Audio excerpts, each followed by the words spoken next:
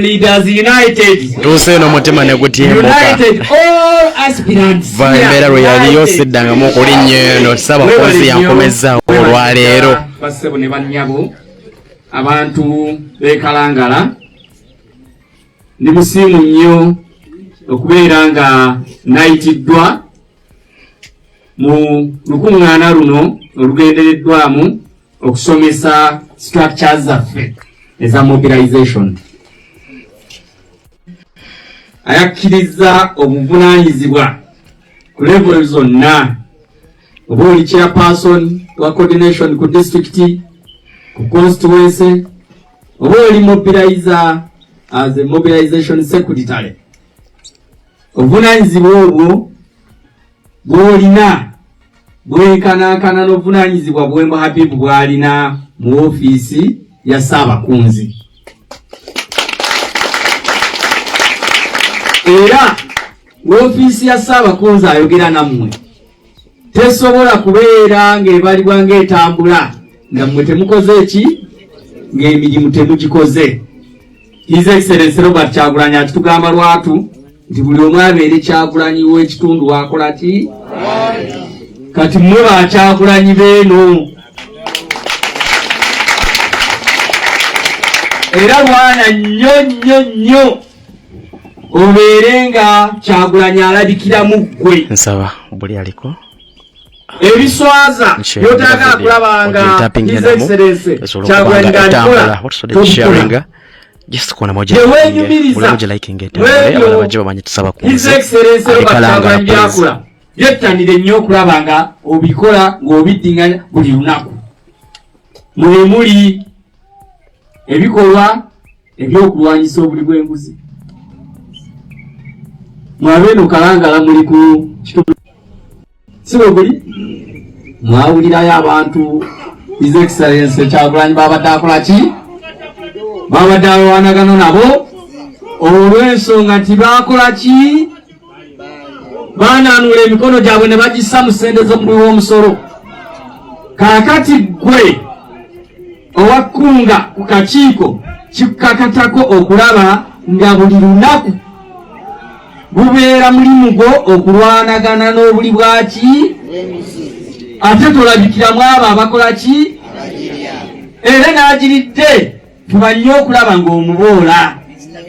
Era abo abalangirirwa nga His Excellency Robert Kyagulanyi abalangirira mu lwatu kikakatako okubaboola.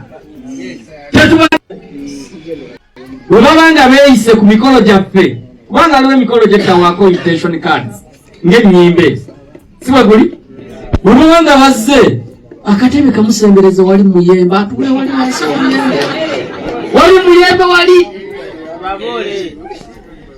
nga wakoze batya oba naye yalya yatuuziddwawa.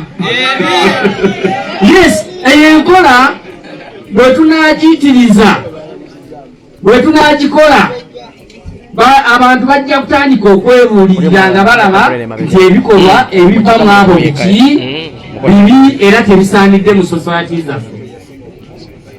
Naye bwe tunaabassa wano ku front table wano bajja kulowoozesa abatanaba kulya ti oba oli awo alidde atuula wali ku high table. Kitegerekeka ne bwaba bazze mu masinzizo gaffe ne bakugamba nti imuka katebe honarebo atuulewo ng'ogamba nti oyo wa honarebo yabulyamu olukwe ate eri emabega ku si bwe guli. Enkola eyo bwe tunaagiyitiriza y'emu ku nkola esobola otuyambako okulwanagana n'ekirwadde kye bayita enguzi. Because apparently mu Uganda tewali kirwadde ekanankana na nguzi. Enguzi etta okusinga COVID-19 nga bwe yatta. Enguzi etta okusinga obulwadde ffenna bwe tusinga okutya bwe bayita siriimu AIDS. Enguzi etta okusinga malaria.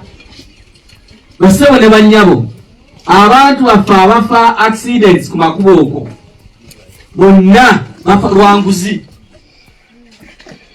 Ekkubo lyayisibwa likolebwe nga lirina leni 8 basajja 2 3 4 ne beggalira mu nyumba ne batemako leni 3 ne bakola leni 4 oba 5. Ebidduka bwe biba bikozesa oluguudo olwo ne bifundirirwa kakana ng'akabenje baseegudde mufiiriddemu abantu 50 ababa tebafudde lwanguzi. Mu mwaka gwa 2013 ekitongole kya Gavi Global Fund kyayisa ssente mu buwumbi n'obuwumbi abantu baffe bannayuganda abawangaala n'ekirwadde ekya TB akafuba bafune eddagala bafune obujjanjabi nga bwabwere. Abasajja 3-4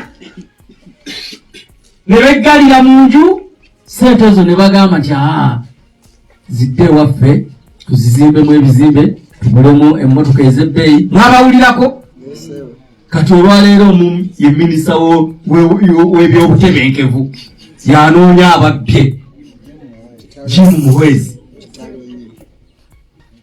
siwe guli. Kati abantu abaafa n'obulwadde obwo obwakafuba bonna baba baafiira mu linnya oba oliawo ssente ezo singa zaagula eddagala bandibadde nga balamu siwe guli. So bwe tuba twogera ku buli bw'enguzi twandibadde nga mu lutalo olugulwanyisa nga tusala amagezi nga bye twasala mu biseera bya COVID. Eriwaya tulagirira nti mugende ku nsiko munoge ebikola by'emiyembe eby'ovakedo eby'amapeera mu bifumbe mwebikke museko ne bulangiti. Eriwaya takikola wano okweyoteza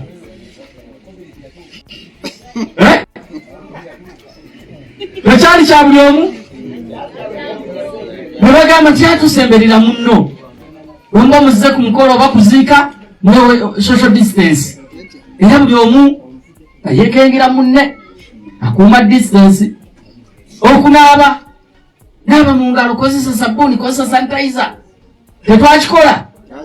Kati ne mu lutalo luno olw'enguzi kubiriza munno tuweeyoteze buli w'enguzi bwajja mutwale eri mu kayembe teyeetabika muffe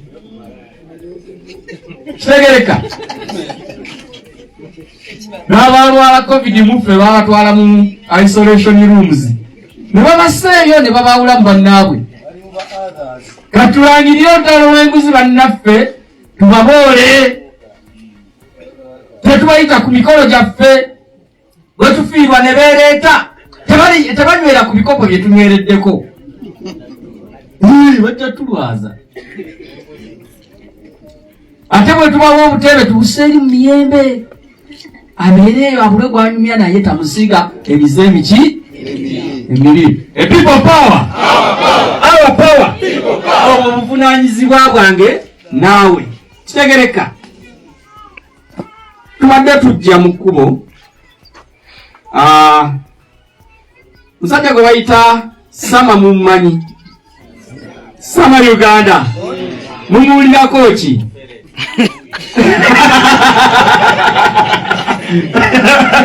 Mumumanyi abamumanyi mwanike ku mikono. Sama Uganda yakulira media ya His Excellency Robert Kyagulanyi the President.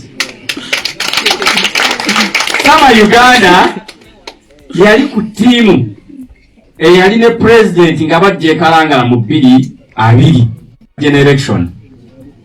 Tiimu yasalwako Katundu mbadde sikamanyi yakandaze nangamba wano wennyini. Ekimotoka okiyisani fanga Jafanga ya parkinga wali idala nesalirako wali netusigala mu makati nga amajeje egali nesaidi eno mbinazinga gakoze eki kyekali. Newe twadde tunyumya emboozi eyo nwenza okulaba nga amagulu gamukankana n'omuntu abantu obadde eki muganda wange neŋŋamba nti memore gye nnina mu kifo kino buli lwengisika enyambala eya omubiri gusiwala. Ekifo ekyo kiri mu Kalangala wano ne mugamba nti kale yebeera ensonga teweematiza nayo buli lunaku lwaki tulina okupushinga mpaka na struggle eno tujigusiza. Because there must be a moment when we have to celebrate those memories. Wetuwa tuyingidde Uganda empya. Abantu abali ku trail eyo ku lunako bonna balina okubeera recorded as heroes of our liberation. Those who were part nga bakyali ku mulamwa ogambye ani atalina kubeerako Sky Soldier nayo yaliko sama kati oyo tumudelitinge ku list eyo siwe guli. Tulina okufuna olunaku ng'abantu abo bambazibwa emidaali n'empuuga aveeko naye yaliko sama yaliko sama yanyumiriza emboozi n'anaga we yali ayimiridde naye yali ayimiridde wali ng'asibye bulungi ettaayi ye era yatuuka e Kampala ng'ettaayi ekyakola ki naye anyway we must have reasons enough as to why we have to keep pushing.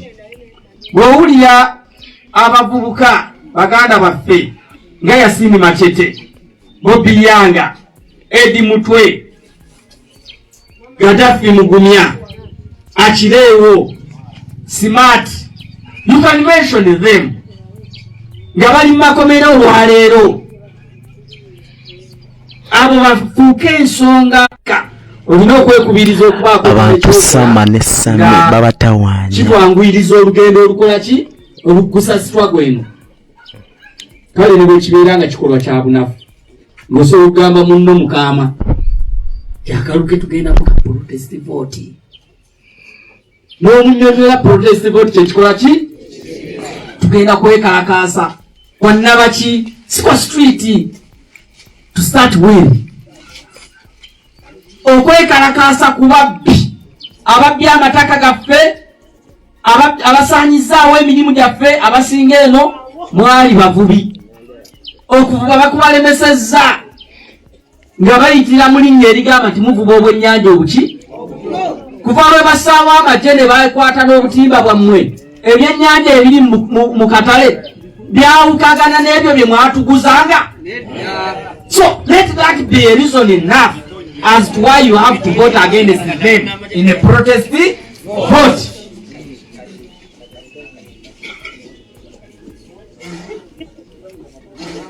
Gwageze mu ddwaliro otutte ssengawo oba maama wo mu ddwaliro eddagala teririyo ebyuma bye bakugamba nti amunaye kansa naye tetulina kyuma kyokya kansa wano. Let that be a reason enough for you to protest against them by voting against them. Ne mu lugendo lwa protest vote tulina emitendera giri ena. Okusooka kakola ki? Kanoonya. Kale buli lunaku fuba nnyo okulaba ng'olina list kossa tinakanoonyayo busatu oluddako nti buweze 6 gwewakunga. Honorable Helen wano abadde akyogera nti tolina kukunga ate ayakyuka edda. Helen omukungako ki yekungibwa dda siwe guli kati waliwo be babuzaabuziza babatutte mu bibiina simanyi ADF PDM PDF kati abo boolina okukunga bwekulimu omulimu obazze ku ki tulayini siwe guli bwomala okukanoonya tugende tukole ki tukalonde. Bwomala okukalonda tukakuume awo no mukakuuma olesabira abaana beeno obukyayi bwe balina ku Sami tule tumanya agamba Sami kumbe Sama erinnya lyange ono mumanyi mulya komanda 002 komanda Shafiki yakulya abafuuti soja mu ggwanga lyonna. Abafuuti soja bano tubenyumirizaamu nnyo n'emirimu gye bakola ki era nze buli wembeera ntegeeza abantu nti these people are the symbol of our liberation.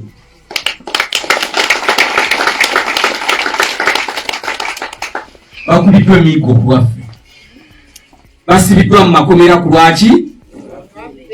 Abamu mu mmwe mwegasse ku struggle eno olw'okutuntuzibwa kw'abantu bano. We bakomye obatuntuza, bannayuganda we bakomye okuzuukuka ne bagamba nti naye wandibanga wano we wali ki ensonga. Si bwe guli? Ate nabo we bakomye obatuntuza we bakomye okunyweza enkoba zaabwe n'obugwa bw'engatto ne bongera okukola ki? Muzeeyi Museveni yeeyogeza nti simanyi baleeti yaffe eno y'amajege. Bafuutusoja bano ne balwanirira beleeti. Tuzambala tetuzambala? Sawa mujintapingire tapingire mukatambula please. Ne baganda utaddeko beleeti y'amajege. Ne bagikweka gye bagikwesa wonna. Twandibadde tujambala? So that's why I call them a symbol of this liberation. Kati komanda Shafiq ono alina ka message kaagala okuyisaawo akatono, ng'era tiimu ezo ez'abafuuti soja bano board protection kakuume balina role nene nnyo gye bazannya, ne buli omu tumukubiriza azanye looro eyo ku lunaku olw'okukalonda. Omala okukalonda togamba nti nno Kyagulanyi kamuwadde ebisigadde kamusange mu State House. Yes. Sebo mukama wange Saabakunzi niyaza nnyo omukisa ogumperedde. Our power. NUP. Everywhere. And everywhere. NUP. Even here. NUP. Basebo ne banyabo nze komanda 002. Leero najjidde mu mbeera ya bwambega. Kuba naagadde nnyo nzije ngamba lengera bulungi. Basebo ne banyabo nze eno siri mugenyi. Yadde nzaalibwa Buddu eri naye ate n'eno nayo ninayo obutuuze. Kitanga nzaala ali mutoboka awo nawe yakola w'amaka. Era yimamu omuzikiti gwawo muto wange. So basebo ne banyabo ndi ewantu gyentegeera obulungi. Ngenda kwesa eddakiika emu yokka mpiseemu ensonga eno. Okusookera ddala njagala okusooka okwebaza omubaka waffe Honorable Nakimuli, weebale nnyo otukulembedde bulungi. Ensonga lwaki mwebazizza tinamwitiramu dda ku nsonga eno. Abakulembeze baffe abakwasiddwa obuvunaanyizibwa, nze nno nsaba munkolereyo omulimu gumu gwokka. Mulira kye tugamba okulwanira akaloobo kabanja. Kola nga lojje mulina tekola ki? Temala yadde nammwe twagala tubazimbe mullo. Naye njagala munkolere ekintu kimu, nze nkulembera balwanyi. Era bwe sijja baleeta mu kamera wano kuba balaga nti be bano be tugenda okukozesa omulimu guno oba guli. Naye akalulu ke tugendamu si ka bulijjo. Nsaba nja kukwatagana n'abakulembeze ab'enjawulo abakwasiddwa obuvunaanyizibwa. Buli muntu wakiriko nfu naye abavubuka aba b'omanyi nga ba NUP emisana n'ekiro. Then wetunamala okubafuna mu bitundu eby'enjawulo tugenda kukola kye bayita Kalangala Foot Soldiers. Twagitandikako einawo okola ki? Njagala okudda e Kalangala mwe tubawo n'olukuŋŋaana nga luno nga luna luba lumyusa kakomerako konna nga nnengera Red Combat nga abaana bakoze eki? Nga bayimidde olw'ensonga eyo security yaffe etandikirwako nga ffe abanyigirizibwa. Mukitegedde bakadde bange? Era bwe tunaakola ekyo ne tunatufunyeyo babiri mu buli kyalo oba mu parish naye nga bali solid, fe tujja batendeka tubatuuse ku level etukola ki? Bwe tunaaba twagala abagenda okukwata ddala foomu za president za honorable bano nga tumanyi nti waliwo azikuŋŋaanya lojjaafu atasaaga nga tosobola kumugula ate tosobola mumutiisa ng'okugitwala wakiriko osooka mumenya kugulu okugitwala. Ate awo betukola ki? Betwetaaga. Era nnyabo honorable ate gwe n'abakunzi waffe owa Kalangala tugenda bera in touch n'abakulembeze bano tulabe nga tukola omulimu ogwo mu wiikisi 2 tugenda ozimalako mujja kula results ezinaaba zivuddemu. Ffenna kijja kutuyamba ne ku lwa Uganda empya. Mwebale nnyo, mwebalire ddala okumpuliriza so mukama wange muzindalo gwoku. ensonga mukitegedde bulungi. His Excellency Robert Kyagulanyi atugamba muzimbe ki? Tuzimbe eggaali. Mukimanyi nti ne Yesu yalina eggaali. He had his 12 disciples. Sibwe guli?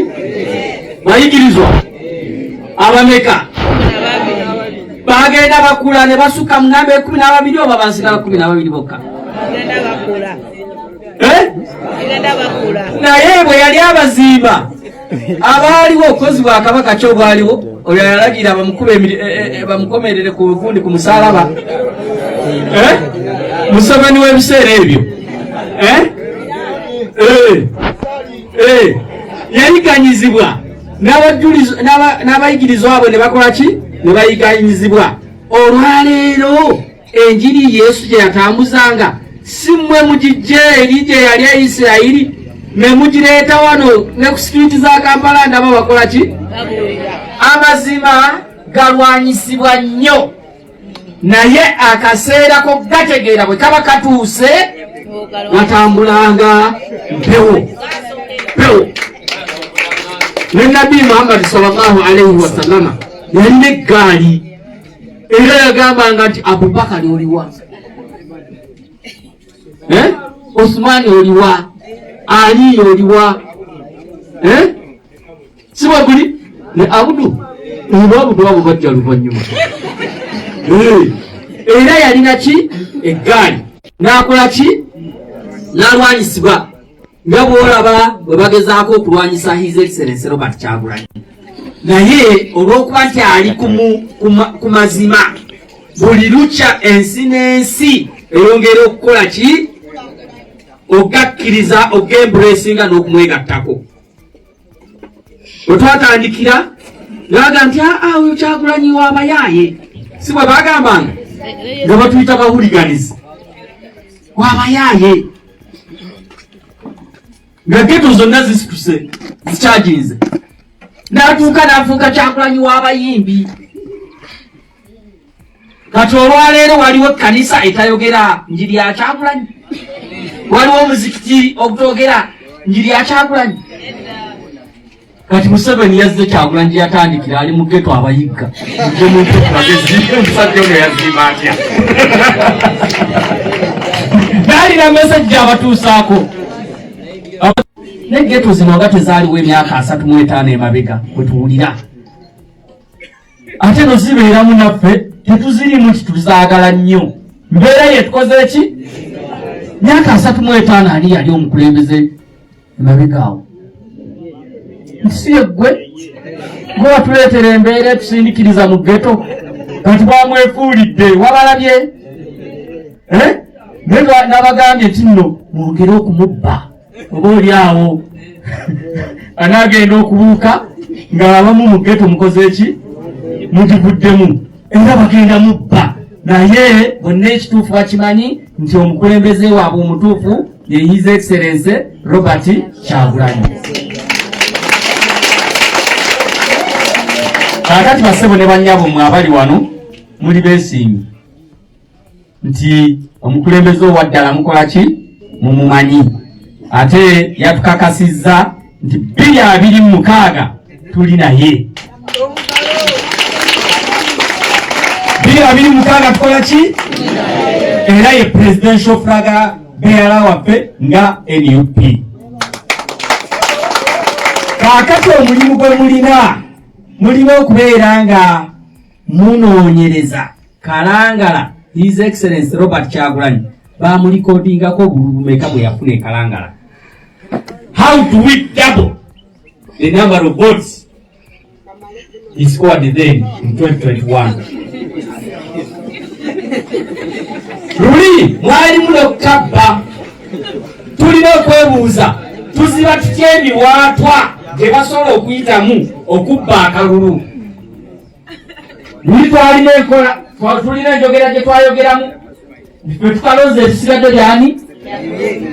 His Excellency Robert Kyagulanyi atugambye ku luno kange naki gwakalonze nange gwokalondedde, tulina kulwana kulaba nga tukakuumira wamu. because Honorable Helen cannot be everywhere. Z'obufumbo olina omwami naye ng'akutawanya, olina omukyala ng'akutawanya, bajja ne bakwagalako ne bagenda. Gwe alina ebizibu mu byenfuna nga sente zikuyita mu ngalo, w'oteeka sente zifa bufi b'owola tebazza. Gwe aloota ng'ogwa mu nnyanja, gwe alumizibwa omutwe nga guganja okuwona, naawe aloota ng'ebintu bikozesa ensonga z'obufumbo. Nina ekifo ku mugga awali amayinja wennyambulirako ebisiraani, ekikwa, ekifiiriza, omudibo, obutaganja, obutaweebwa. Nzijanjaba abantu ab'enzikiriza zonna, nsiŋŋaanibwa njeru ku lw'ejjinja. Gwanjagala kuba ku nnamba yange eyo, naawe ali ewala ennyo yita ku WhatsApp.